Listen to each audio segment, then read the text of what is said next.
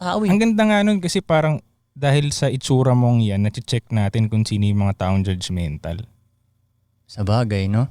Baka si Kika, putya, pag nakita mo siya nang normal ka talaga sa society, hindi mo talaga isip, matatakot ka talaga sa kanya. Hindi. Matatakot ba kayo sa akin? Let ko eh. Sila Ket-ket ko pa. Hindi. Sila Kika, pag tinitingnan mo sila Kika, para siyang, hindi ka maiinis sa kanya eh. Hindi ganun itsura nila Kika eh. Baka para sa'yo, pero matatakot ka na kay Hindi, Kika. Tignan mo, yung mga ano Huwag niya kayo dito. matakot sa akin. Mabait ako. Matatakot. Yung mga batang nagpapapicture sa'yo pag nasisinda kay Kika. Kilala mo ba ako?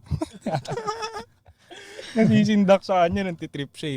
Siguro sanay ka lang sa itsura niya. Pero hindi siguro pag magkakasama nga lalo kayo, ibang-iba talaga eh. Pag nagdadrive ako, nararamdaman ko yun. Lalo na pagkasama kayo nila Chicken, pagbaba ko ng bintana. Iba Pag yung hindi- tingin ng tao pag Kasi mag-isa ang dami ako. namin tato. Oo. No? Tapos iba talaga. Pero Kasi tayo may sa tattoo talaga yun. Sa tattoo. Tato kasi. Ang layo Isipin mo kung yung iniisip itsura mo ngayon, yung nakasalaming ka pa rin, tapos Ah, wala kang tattoo, yung evening. Di, Ah. love na love ka siguro ng mga tao. Like, maganda yung... Pero Ganun ba yun? nagpapakatotoo ka lang naman eh. So, okay lang yun. Ewan ko, pag tinitingnan ko yung sarili ko sa salamin, Ano ko eh? gusto ko yung sarili ko.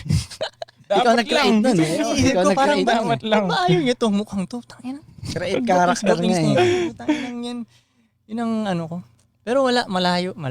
Yung iniisip, tol, yung iniisip nila sa akin, based sa mga comments lang, ang layo sa totoong ako. Parang sa tingin ko lang ba, parang mali lahat. Yan sabi niyo, mali. Pero hindi ko na dinidepensa ang sarili ko, di ba? Hindi ka na rin nag-comment sa ano. Pero parang nakakatulong din na mukha kang soplado dahil hindi nalalapit sa yung mga mahihinang nilalang eh. Yung hindi meant to be na makilala mo pa. Parang Okay na hindi din sila talaga yun. Okay na yun. lalapit, no?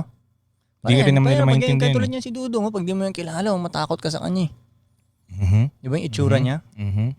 Pero bobonjing-bonjing lang to sa amin eh. Di ba? Si Pudong sa'yo ko. Di ba yun rin sabi ni... Love ba yun? Love. True friends.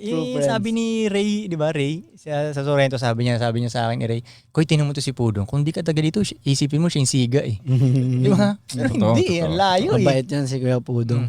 Di ba?